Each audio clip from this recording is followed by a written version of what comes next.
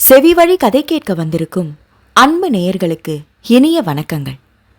எழில் அன்பு audio novels சேனலுக்கு உங்களை அன்புடன் வரவேற்கும் நான் உங்கள் RJ பிரீத்தி. கதை கேட்போம், காதுகளுக்கு இனிமை சேர்ப்போம். இந்த ஆடியோ நாவல் உங்களுக்கு பிடிச்சிருந்தா லைக் பண்ணுங்க. உங்க கருத்துக்களை கீழே கமெண்ட்ஸ்ல சொல்லுங்க. உங்க நண்பர்களுக்கும் ஷேர் பண்ணுங்க. நம்ம சேனலில் தொடர்ந்து கதைகளை கேட்டு மகிழ சப்ஸ்கிரைப் பண்ணுங்க. கூடவே பெல் பட்டனையும் தட்டிவிடுங்க. இப்ப கதை கேட்கலாம் வாங்க. எழுத்தாளர் எழில் அன்பின் உயிரூற்றாய் வந்தாய். அத்தியாயம் 9. சரியாக காலை 9 மணிக்கு தங்கள் தொழிற்சாலைக்குள் நுழைந்தான் விஸ்வாமித்ரன். நீண்ட நாட்களுக்கு பிறகு கம்பெனிக்கு வருவதால் காரில் உள்ளே நுழையும் போதே சுற்றிலும் பார்வையிட்டு கொண்டே நுழைந்தான். அது ஒரு மெத்தை தயாரிக்கும் தொழிற்சாலை. ஆரம்பத்தில் சிறிய அளவில் அவனது தந்தை ஆரம்பித்த அந்த தொழிற்சாலை பின் அவரின் கடின உழைப்பால் வளர்ந்து இன்று பல மாநிலங்களுக்கு மெத்தைகள் ஏற்றுமதி செய்யும் அளவிற்கு வளர்ந்திருக்கிறது. மெத்தை தயாரிப்பில் தங்களுக்கு என தனி முத்திரை பதித்திருந்தனர். தந்தை இறந்த பிறகு நிர்வாகம் சற்றும் சரியாமல் அவனின் சித்தப்பா மாமா உதவியுடன் திறம்படவே தொழிற்சாலையை நடத்தி கொண்டிருந்தான் விஸ்வா. அந்த நேரத்தில்தான் மனைவி வீட்டை விட்டு சென்றது. அவள் இறந்தது என்று உருக்குலைந்து போய் தொழிற்சாலையை மறந்திருந்தான். வீட்டினரின் தூண்டுதல் மட்டுமே அவனை மீண்டும் இங்கே கொண்டு வந்து நிறுத்தி இருக்கிறது. தொழிற்சாலை எப்பொழுதும் போல எந்த மாற்றமும் இல்லாமல் இயல்பாக நடந்து கொண்டிருந்தது. கலையரசனும் சோமசுந்தரமும் அவனின் தந்தை தொழில் ஆரம்பித்த காலத்திலிருந்து கூட இருந்ததால் அவன் அங்கே இல்லை என்றாலும் தொழிற்சாலை இயக்கம் தேங்காது என்று நன்றாக அறிந்தவன் என்பதால்தான் இத்தனை நாள் தொழிற்சாலை நினைப்பே இல்லாமல் இருந்தான். அவனின் எண்ணம் போலதான் தொழிற்சாலையும் எந்த குறையும் இல்லாமல் இயங்கிக் கொண்டிருந்ததை வெளிப்பார்வை வைத்தே கணித்து கொண்டான். ஆனால் அங்கே வேலை பார்க்கும் ஊழியர்கள் பார்வை மட்டும் குறுகுருவென அவனை துளைப்பதை உணர்ந்தான். அது எதனால் என்று புரிந்து கொண்டவனின் முகம் இறுகியது. விடுவிடுவென்று நடந்து சென்று தனது அலுவலக அறைக்குள் நுழைந்து கொண்டான். தொழிலாளர்கள் கண்ணில் தெரிந்த கேலியும் நக்கலும் சிலரின் பரிதாப பார்வையும் அவனை துரத்துவது போல் இருந்தது. தனது இருக்கையில் வந்து அமர்ந்ததும் தலையை அழுந்த பிடித்து கொண்டான். அவன் கண்கள் கோவத்தில் சிவந்து போயின. இருக்கும் ஆவேசத்தில் அத்தனையும் போட்டு நொறுக்கும் வேகம் எழுந்தது. மேஜை மீது பார்வையை சுழல விட்டான். அப்போது கண்களில் பட்டது அந்த புகைப்படம். அதை பார்த்ததும் அதுவரை இருந்த கோபம் தணிந்து அவனின் மனதில் வேதனையின் படலம் சூழ்ந்து கொண்டது. அந்த புகைப்படத்தை கையில் எடுத்தான். அதில் அவனும் அவன் மனைவி விதுலாவும் 1 மாத குழந்தையாக ரூபினியும் இருந்தனர். அந்த புகைப்படம் எடுத்த தருணம் புகை மூட்டமாக அவனுக்குள் பரவி நினைவுகளை மூட்டியது. மனைவி குழந்தையை பெற்று மாமனார் வீட்டில் இருக்க 4 நாட்களுக்கு ஒருமுறை போய் மனைவி குழந்தையை பார்த்துவிட்டு வருவான். அன்றும் அப்படி பார்க்க சென்றவன் அவள் அறையில் கட்டிலில் அமர்ந்து குழந்தையை தூக்கி மடியில் வைத்து கொஞ்சிக் கொண்டிருந்தான். அவனின் அருகில் அமர்ந்து அவன் தோளில் சாய்ந்திருந்தாள் விதுலா. எங்க செல்ல குட்டி, பட்டு குட்டி, ரூபி குட்டி, அப்பா வந்திருக்கேன் பாருங்க, எங்க அப்பா பாருங்க பாருங்க என்று குழந்தையை கொஞ்ச அவனின் மகளோ தனது குட்டி இமைகளை புசுக்கு புசுக்கென்று முடித்து பார்த்து கொண்டிருந்தாள்.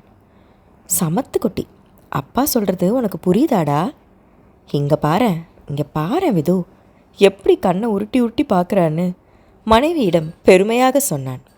பின்ன பார்க்க மாட்டாளா என்ன? அவன் என் வயிற்றில் இருக்கும்போதே அவகிட்ட பேச்சுவார்த்தை நடத்துவீங்க. அதை கேட்டு கேட்டு அவளுக்கு உங்கள் குரல் பழகி இருக்கும் என்று பெருமையுடன் சலித்து கொண்டாள் விதுலா. குட்டிமாவை பார்க்காம என்னால் இருக்க முடியல விதுமா. அவளை தினமும் பார்க்கணும் போல இருக்குது. ஆனால் தினமும் வர முடியாத அளவுக்கு வேலையும் இருக்குது என்று புலம்பினான் தகப்பன். உங்கள் குட்டிமாவை மட்டும்தான் பார்க்கணும் போல இருக்கா? தாரமாக ஊடல் கொண்டு அவனின் தோளில் இடித்தாள். குட்டிமா இருக்கிற இடத்துல தானே நீயும் இருப்ப. அவ கூட அப்படியே உன்னையும் பார்க்குறேன். போனால் போகட்டும் என்பது போல நமட்டு சிரிப்புடன் சொன்ன கணவனை முறைத்தாள். உங்களுக்கு லொல்லு ஜாஸ்தியாக இருக்கு. போனா போகுதுன்னு ஒன்றும் நீங்கள் என்னை பார்க்க வர வேண்டாம். ஊடல் கொண்டாள் மனைவி. அவள் கையை பிடித்து இழுத்து மீண்டும் தன்மேல் சாய்த்து கொண்டவன், நீங்கள் 2 பேரும் தாண்டா என் வாழ்க்கையே. நீங்கள் இல்லாமல் என் வாழ்க்கை முழுமையடையாது என்றான் உணர்வு பூர்வமாக. கணவனை பற்றி நன்றாக அறிந்திருந்தவளாக அவன் கன்னத்தில் இதழ் பதித்து தன் ஊடலை முடித்து கொண்டாள் விதுலா. அன்றே மனைவியின் கன்னத்தோடு குழந்தையை தூக்கி வைத்துக் கொள்ள சொன்னவன் மறுபக்கம் தானும் குழந்தையின் கன்னத்தோடு கன்னம் ஒட்டி கொண்டு மூவரையும் சேர்த்து ஒரு புகைப்படம் எடுத்துக்கொண்டான். மறுநாளே அந்த புகைப்படத்தை ஃப்ரேம் போட்டு தனது அலுவலக மேஜையின் மீது வைத்து கொண்டான். மனைவியையும் குழந்தையையும் பார்க்க செல்ல முடியாத நாட்களில் அந்த புகைப்படம்தான் அவன் வேலை பார்க்கும்போது அவனுக்கு ஊக்க சக்தியை தந்து கொண்டிருந்தது. ஆனால் இப்பொழுது அந்த புகைப்படத்தை பார்க்கும்போது மனைவியின் இழப்பு பயங்கரமாக அவனின் மனதை தாக்க கண்களில் வலியுடன் அந்த புகைப்படத்தை பார்த்து கொண்டிருந்தான். விதுலா இந்த உலகத்தில் இல்லை என்றாலும் அவனின் உள்ளத்தில் இன்னும் உயிர்ப்போடுதான் வாழ்ந்து கொண்டிருந்தாள். அப்பொழுது அவனின் அறை கதவு தட்டப்பட தன்னை சமாளித்து கொண்டவன் புகைப்படத்தை இருந்த இடத்தில் வைத்துவிட்டு எஸ் கமின் என்று குரல் கொடுத்தான். உள்ளே நுழைந்த அவனின் செயலாளர் சந்துரு குட் மார்னிங் சார் என்றான். குட் மார்னிங் சந்துரு, நீங்கள் திரும்ப ஆஃபீஸ் வந்ததில் ரொம்ப சந்தோஷம் சார் என்றான் உண்மையான மகிழ்ச்சியுடன். சந்துருவின் கூற்றை தலையசைத்து ஏற்றுக்கொண்டான் விஸ்வா. இன்னைக்கு ஏதாவது மீட்டிங் இருக்கா? விஸ்வா விசாரிக்க, இல்லை சார், ஈவினிங் லோடு அனுப்புகிறோம், அந்த அசைன்மெண்ட் தான் இருக்குது, வேறு எதுவும் இல்லை என்றான் சந்துரு. லோடு எந்த ஊருக்கு போகுது? ஆந்திராவுக்கு போகுது சார். எவ்வளோ அனுப்புகிறோம்? விஸ்வா தொடர்ந்து விசாரிக்க அனைத்திற்கும் பதில் சொன்னான் சந்துரு. அவர்கள் பேசிக்கொண்டிருக்கும் போதே மீண்டும் கதவு தட்டப்பட எஸ் கமென் என்று குரல் கொடுக்க சோமசுந்தரமும் கலையரசனும் உள்ளே நுழைந்தனர்.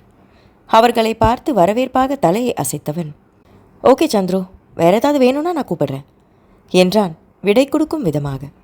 ஓகே சார் என்று சந்துரு வெளியேறிவிட, உட்காருங்க என்று பெரியவர்களை பார்த்து பொதுவாக சொன்னான். இப்போதும் தன்னிடம் பேச பிடிக்காமலேயே பொதுவாக அழைக்கிறான் என்று கலையரசனுக்கு புரிந்தது. இறுகிய முகத்துடன் அவனின் எதிரே அமர்ந்தார். அவர் அருகில் சோமசுந்தரமும். உன்னை இந்த சீட்டில் பார்த்த பிறகுதான் திருப்தியாக இருக்குது விஸ்வா. என்னதான் நானும் கலையும் கம்பெனியை ஒரு குறையும் இல்லாமல் நடத்தினாலும் நீ கம்பெனிக்கு வராதது ஒரு குறையாகவே இருந்தது. அது இப்போ தான் முழுமை அடைஞ்சிருக்கு என்றார் சோமசுந்தரம். கம்பெனிக்கு வந்துட்டேனே தவிர என்னால் முழு மனசோடு இங்கே உட்கார்ந்துருக்க முடியல மாமா. உங்கள் வற்புறுத்தலுக்காக தான் வந்திருக்கேன் என்றான் சோர்வுடன். நாம் சொல்கிறது எல்லாமே நல்லதுக்குன்னு அவனுக்கு புரியலாத்தான். என்னமோ நம்ம சுயநலத்துக்காக சொன்னது போல் எடுத்துக்கிறான். இதனால் நஷ்டம் அவனுக்கு தானே தவிர நம்மளுக்கு இல்லைன்னு அவனுக்கு புரியல விரைத்து கொண்டு சொன்னார் கலையரசன். அதை விஸ்வாக்கிட்டேயே நேரடியாக சொல்ல வேண்டியதான கலை, என்கிட்ட ஏன் சொல்கிற? புன்சிரிப்புடன் கேட்டார் சோமசுந்தரம். நான் சொல்ல தயார் தான் அத்தான், ஆனால் விஸ்வா கேட்பானா என்ன? என்கிட்ட தான் அவன் பேசவே மாட்டானே. என்ன அந்த அளவுக்கு வெறுத்துட்டான் மனத்தாங்களுடன் சொன்னார் கலையரசன். வருத்தத்துடன் தன் சித்தப்பாவை பார்த்தான் விஸ்வா. கொஞ்சம் மன வருத்தம் தானே தவிர வெறுப்பெல்லாம் இல்லை சித்தப்பா என்றான் நேரடியாகவே. எனக்கும் வருத்தம் உண்டு விஸ்வா. உன் வாழ்க்கை திசை மாறி போயிடுச்சுன்னு நான் கவலைப்படாத நாளே இல்லை. உனக்கு ஒரு கெட்ட பேர் வர வேண்டான்னு தான் அன்னைக்கு அந்த விதுலாவை நம்ம வீட்டுக்கு கொண்டு வர வேண்டான்னு சொன்னேன். அவளால் உனக்கு மட்டும் இல்லாமல் நம்ம குடும்பத்துக்கே எவ்வளோ மன உளைச்சல், வருத்தம், அவமானம். அதுவே இன்னும் தொடரணுமான்னு நினச்சேன். ஆனால் அதுக்காக என்கிட்ட பேசாமல் இத்தனை நாள் என்னை தண்டிச்சிட்டேன் என்றார் அவரும் அவன் முகம் பார்த்து. நீங்கள் சொல்கிறதெல்லாம் எனக்கு புரியுது சித்தப்பா. ஆனால் ஒரு விஷயம் புரிஞ்சுக்கோங்க, விதுலா வீட்டை விட்டு போனது எதனாலன்னு இன்னும் நமக்கு உறுதியாக தெரியல. போலீஸ் விசாரணையில் யார் கூடவா அவள் போனான்னு சொன்னாலும் எனக்கு அவள் அப்படி போயிருப்பான்னு நம்பிக்கை இல்லை. விசாரிக்கிறதே மெய். அதுதான் விசாரணையிலே அப்படி சொல்லிட்டாங்களேன்னு நீங்கள் கேட்டால் அந்த விசாரணை ஏன் பொய்யா இருக்கக்கூடாதுன்னு தான் நான் சொல்லுவேன். ஏன்னா அந்த அளவுக்கு என் விதுவை பற்றி எனக்கு தெரியும். என் ஒய்ஃப் அவளை நம்ம வீட்டுக்கு கொண்டு வராமல் விட்டுருந்தாதான் அவள் ஓடி போனான்னு நானும் சேர்ந்து ஊருக்கே சொல்கிறது போல் ஆகிடும். என்னால் அவளுக்கு ஒரு கெட்ட பேர் வர விட மாட்டேன். எனக்கு இன்னும் நம்பிக்கை இருக்குது. அவள் என் ஒய்ஃபாக மட்டும்தான் வாழ்ந்தா, என் ஒய்ஃபாக மட்டும்தான் இந்த உலகத்தை விட்டு போயிருக்கா என்று உறுதியாக சொன்னான். இதை நான் பேசினா உனக்கு கோவம் வரும் விஸ்வா. ஆனால் சில விஷயங்களை உடச்சி பேசுகிறது தான் நல்லது. இன்னும் உன்னால் எப்படி அவளை நம்ப முடியுது? அவளாக தான் அன்றைக்கி வீட்டை விட்டு போயிருக்கா. போன இடத்துல என்ன நடந்ததுன்னு நமக்கு எதுவும் இதுவரைக்கும் தெரிய வரல. அவள் சாவில் ஏதோ மர்மம் இருக்கிற மாதிரி இருக்குது. இது எல்லாம் என்ன என்று கேட்டார். அதை நான் போலீஸ்கிட்ட விசாரிக்க சொல்லியிருக்கேன். தனியாக ஒரு டிடெக்டிவ் கிட்டேயும் அந்த பொறுப்பை கொடுத்துருக்கேன். என் விது எப்படி இறந்தான்னு நான் தெரிஞ்சுக்காமல் விட போகிறதில்ல. அது மட்டும் இல்லாமல் அவ புனிதமானவனு நிரூபிச்சே தீர்வேன் என்றான் தீவிரத்துடன். இதெல்லாம் நடக்கிற காரியமா தெரியல என்று முனகினார் கலையரசன். அதை கேட்டுவிட்டவனின் முகம் மீண்டும் இறுகியது. அதை கண்டு கலையரசனின் கையை பிடித்து அழுத்தி விஸ்வாவை சுட்டிக்காட்டி அமைதியாக இருக்கும்படி சொன்னார் சோமசுந்தரம். இதான் கடைசி முறை சித்தப்பா, திரும்ப திரும்ப என்ன சொல்ல வைக்காதீங்க. உங்கள் நினப்பு எப்படி வேணாலும் இருக்கலாம், ஆனால் என் நினப்பெல்லாம் ஒன்றே ஒன்று தான். என் விதுலா பரிசுத்தமானவன். அதை நீங்கள் நம்பாமல் போனாலும் எனக்கு கவலை இல்லை. ஆனால் ஏன் முன்னாடி இனி ஒரு முறை இப்படி பேசாதீங்க. காலத்துக்கும் நம்ம உறவு நீடிக்கணும்னு நான் ஆசைப்படுறேன். என்னோட எண்ணத்தை நீங்களே கலைச்சி விட்டுறாதீங்க என்றான் கராராக. கலையரசனின் முகம் சட்டென்று மாறியது. அட விடுங்கப்பா 2 பேரும், நாம் எல்லாம் ஒன்றுக்குள்ள ஒன்று. நாமே இப்படி முறைச்சிக்கிட்டா எப்படி? என்ன இருந்தாலும் நம்ம உறவு விட்டு போகாது விஸ்வா. நீயும் இனி கொஞ்சம் பார்த்து பேசு கலை என்று இருவரையும் சமாதானம் செய்ய முயன்றார் சோமசுந்தரம். அதை ஏற்றுக்கொள்வது போல இருவரும் அமைதியாக இருந்தனர். சரி, நான் ஒரு முக்கியமான விஷயமாக தான் பேசலான்னு வந்தேன். அதுக்குள்ளே பேச்சு எங்கெங்கோ போயிடுச்சு. விஸ்வா, நீ இத்தனை நாள் வராததுனால இதுவரைக்கும் நடந்த கணக்கு வழக்கு எல்லாம் பார்த்துடு என்றார் சோமசுந்தரம். அதெல்லாம் தேவையில்லை மாமா, அதான் நீங்களும் சித்தப்பாவும் அதை சரியாக தான் பார்த்துருப்பீங்கன்னு எனக்கு தெரியும் என்றார். நாங்கள் செய்கிறது இருக்கட்டும், இந்த கம்பெனி எம்டியாக நீ பார்க்குறது தான் முறை. இதுக்கெல்லாம் சாக்குப்போக்கு சொல்லாதப்பா. அப்புறம் இன்னொரு விஷயம், அந்த காட்டன் இறக்குமதி பற்றி உன்கிட்ட கொஞ்சம் பேசணும் என்றார். சொல்லுங்க மாமா. போன மாதம் அந்த ஆந்திரா கம்பெனி கொடுத்த காட்டன் குவாலிட்டி சரியில்லைப்பா. நான் சத்தம் போட்டு திருப்பி அனுப்பி வச்சிட்டேன். அதுக்கு பதில் கர்நாடகா கம்பெனி ஒன்று நல்ல குவாலிட்டி கொடுக்குறதா கேள்விப்பட்டேன். அதை பற்றி நல்லா விசாரிக்கவும் செஞ்சுட்டேன். நல்ல கம்பெனி, சாம்பிளையும் பார்த்தேன், குவாலிட்டி நல்லா இருக்குது. நாம் அங்கேருந்து ஆர்டர் எடுத்துக்கலான்னு இன்னும் ஃபைனல் டிசிஷன் மட்டும் பண்ணலை. இப்போ நீ வந்துட்ட. உன் பிஏ கிட்ட ஒரு ஃபைலை கொடுத்து விடுறேன், நீ பார்த்துட்டு சொல்லு என்றார். சரி மாமா, பார்க்குறேன். குவாலிட்டி இல்லைன்னா மாற்றிட வேண்டியது தானே என்றான். அவனிடம் பேசிவிட்டு இருவரும் எழுந்து சென்றனர். அவர்கள் சென்றதும் கம்பெனிக்குள் நுழைந்தபொழுது இருந்த அவனின் அழுத்தமான மனநிலை சற்று மாறி இருக்க மீண்டும் மனைவி மகளின் புகைப்படத்தை பார்த்தான். மகள் இந்நேரம் என்ன செய்து கொண்டிருப்பாளோ என்று அவனின் நினைவு ஓடியது. தன் மனைவி இந்நேரம் இருந்திருந்தால் என்ற எண்ணமும் எழ வருத்தமான பெருமூச்சுதான் எழுந்தது. மீண்டும் அவன் நினைவுகள் எங்கெங்கோ ஓட முயல அதை இழுத்து பிடித்தான்.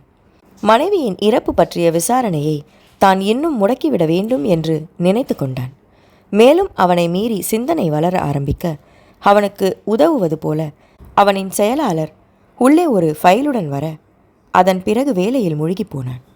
அன்றைய பொழுது அலுவலக பணிகளில் நகர்ந்துவிட மாலை அளவில் விரைவிலேயே வீட்டிற்கு சென்றான். குழந்தையின் நினைவு அவனை இழுத்து வந்திருந்தது. அவன் காரை நிறுத்திவிட்டு வீட்டிற்குள் நுழைய முயன்றபோது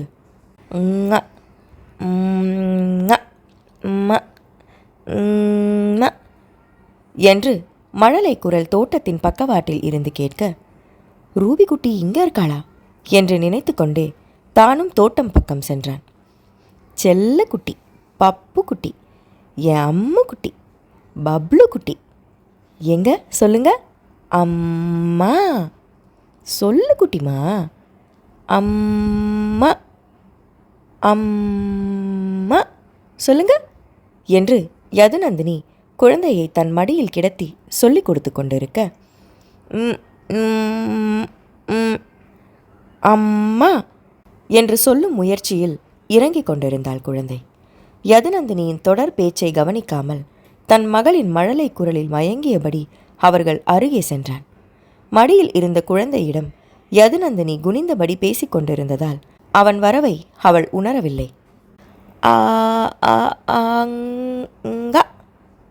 என்று ராகம் போட்டு கொண்டிருந்தாள் அவனின் மகள்.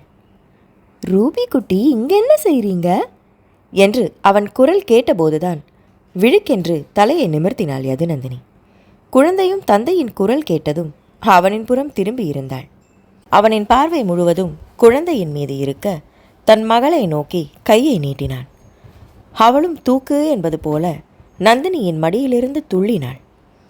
இங்க பாருங்களேன் அத்தா, இவ்வளோ நேரம் என் மடியில் கம்முன்னு படுத்து கிடந்தா, இப்போ உங்களை பார்த்ததும் துள்றா என்று குழந்தையின் கன்னத்தை மென்மையாக இடித்தபடி புகார் சொன்னாள் யதுநந்தினி.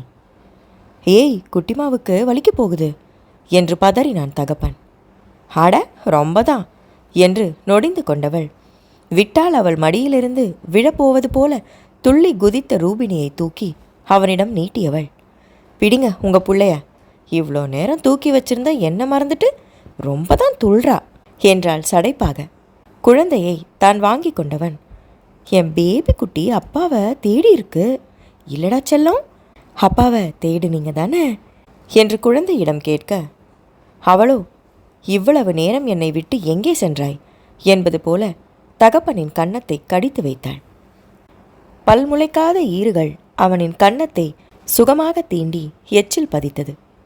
அப்பா உன்னை விட்டுட்டு வெளியில் போயிட்டேன்னு கோவமாடா? அப்பா ஆஃபீஸ் போனேன்டா குட்டிமா என்று மகளுக்கு சமாதானம் சொல்லி கொண்டிருந்தான். அப்பா சொன்ன சமாதானத்தை ஏற்றுக்கொண்டது போல அவனை பார்த்து சிரித்தாள். உன் அம்மாவும் இப்படிதான், நான் சமாதானம் சொன்னதும் என்னை பார்த்து சிரிப்பா என்று குரல் கரகரக்க சொன்னான். அங்கே இன்னொருத்தியும் நின்றிருந்தாள் என்பதை மறந்து தகப்பனும் மகளும் அவர்கள் உலகத்தில் முழுகி போக அவன் சொன்னதை கேட்டதும் சட்டென்று யதுநந்தினியின் கண்களில் கண்ணீர் துளி சொரிந்தன.